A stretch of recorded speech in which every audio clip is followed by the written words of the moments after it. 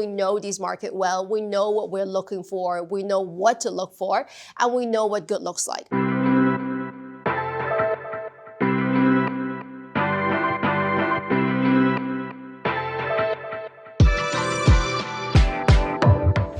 Ciao, thank you for sitting down with me to talk about the Munro Global Growth Small and Mid-Cap Fund. 2025, what a year. Can you maybe talk us through what were some major themes that influenced small and mid-cap markets this year? Yeah, so the global small and mid-cap markets has lots of volatility and lots of negatives and positives just as any markets. But broadly speaking, sort of the uncertainties really come from tariff at the start of the year and just the continued weakness in consumer and some of the broader economic indicators throughout the year. The opportunities and the bright spots is interest rates are finally falling, especially over the past couple months. And you also start to see AI benefits trickle down to the smaller end of the market. But net, as a market as a whole, small and mid cap again underperformed the large cap in 2025. And this is, doesn't matter if you use MSCI or use S&P versus the Russell 1000, the small mid cap underperform again in 2025.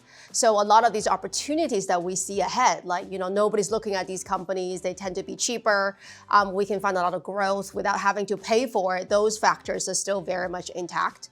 Then of course, structural growth portfolios are very sort of different spot and we can unpack it in a bit. But broadly speaking, the Munro small and mid cap portfolio, we outperform both the small and mid-cap index and also the broader market large cap index as well. So talking about the portfolio, can you maybe talk about some names that positively contributed to the portfolio and some key drivers behind that? Yeah, so the top areas of interest, which is the lens we look at the world, the large structural drivers. So the largest contributor to performance is security and high performance computing for the portfolio for 2025 so far.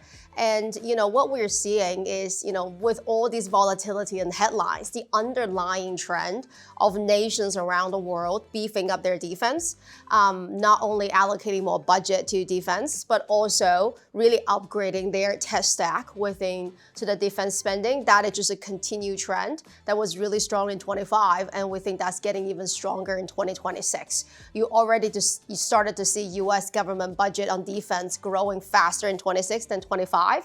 And then on top of that, you have projects such as the Golden Dome that will translate into orders and revenues for some of these companies in the security areas of interest.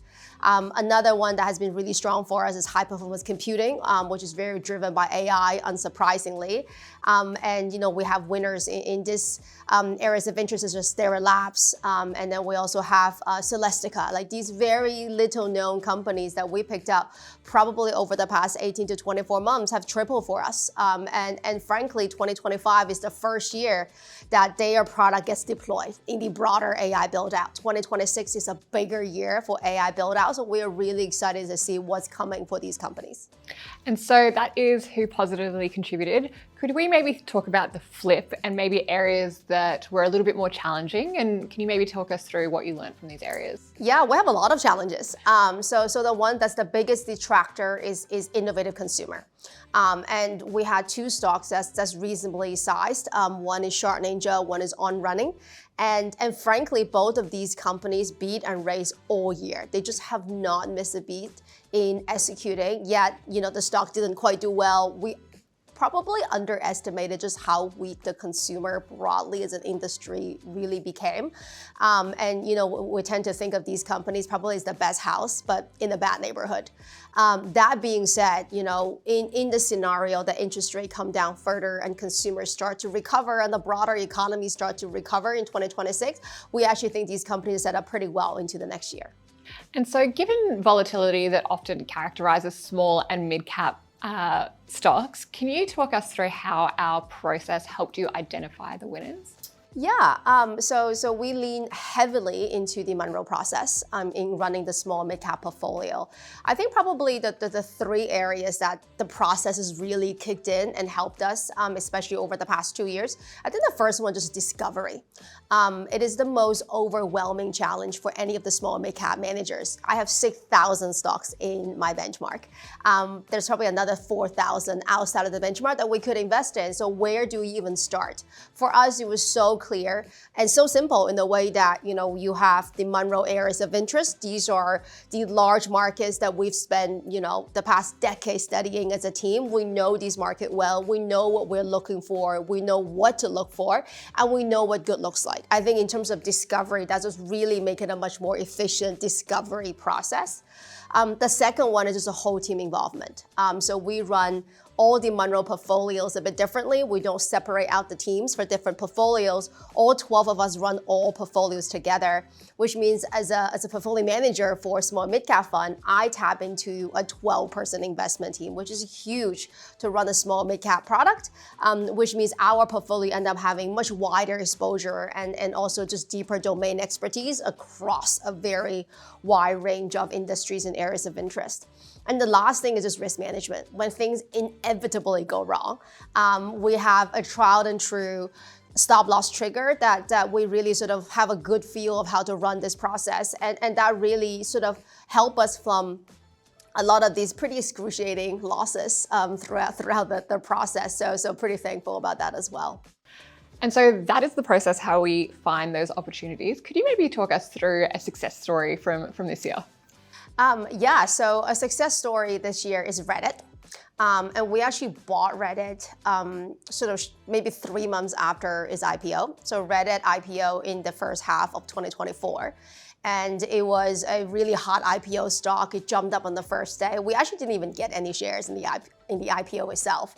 But everybody was hyping it up as the roaring kitty stock, retail darling stock. And we just started to do the work. And we have the team who's basically look at Meta and Google and Amazon for the past decade. And when you just apply the lens of just looking at Reddit as an internet platform, you realize there was nothing roaring kitty about it. It was just a classic internet platform going viral, gaining traction with the users, with time spent, with advertisers, and going global. It's actually a very classic playbook. That's exactly how Facebook did it. That's exactly how Google did it just 10 years earlier. So we bought Reddit after all the IPO investors gave up. So the stock came crashing down once the lockup expired. And then we bought Reddit, I still remember, for 20 times PE. And we just couldn't believe our luck that we can pick the stock up like this. Since we bought it, Reddit has roughly grown 2.5 times of its profit. It's more than double its revenue. And amazingly, still roughly about 3 analysts on Wall Street that actually do the real work on Reddit. So we made quite a bit of money. I think roughly sort of quadruple our money on Reddit. But even today, this platform is growing 50+% in revenue and profit, and is trading at less than 30 times the next 12 months of earnings, which to us is still screams a bargain, and we still really like it. But it's just a really good example of how we picked it up. And even 2 years later, still no one on the main Wall Street analyst coverage decided to pick it up. I'm definitely a Reddit user, so it gets a customer perception tick from me. Yeah. Moving on, how are you feeling about small and mid-cap valuations as we head into the end of the year? Yeah, we feel really good about it. And, sort of in certain parts of the market, so, in this case, security has done really well for us and also for this segment of the market, and high-performance computing, pockets of it, start to see the valuation move up over the course of 2025. But there are huge areas of interest like innovative consumer, innovative finance, part of digital media, some of the digital enterprise in small SaaS companies. These companies are trading at this point multi-decade low PE multiples. So these companies used to trade at price to sales, some pretty crazy valuation metrics. Now you can just measure them on price to earnings, and they will screen really. They will be screening like screaming bargains. So we see a lot of these attractive valuation opportunities in the market today, and pretty busy hunting them down. And so with all of that in mind, how are you positioning heading into the end of the year and into the new year? Yeah, so in terms of just areas of interest for the portfolio, the top four we have is security, high performance computing, innovative health, and infrastructure. Some eagle-eyed listener will probably notice that only one out of the four is even in technology at all. So that just shows that we have found and continue to find really a broad range of structural growth winners in different industries and in different areas of interest. Not a single areas of interest, even more than 13% of the portfolio. So it's a pretty broad portfolio heading to 2026. And the reason for its breadth is we genuinely think 2026 could be, a year where interest rate continues to fall. You see a broader recovery of the economy, which will benefit a broader range of industries. You're also going to see the application, the use of AI broadening out. So a big part of why we like innovative health is we actually find all these healthcare winners, but they're also using AI very progressively. And finally, a lot of these mergers and acquisitions activities that was basically on pause for 3 years also is showing really strong sign of coming back. So we are really excited about 2026 and I can't wait to see how the story unfolds. 2026 is certainly going to be an exciting year. Chow, thank you for sitting down and talking to me about 2025, which was a wonderful year, and I look forward to chatting more next year. Thanks, Taylor.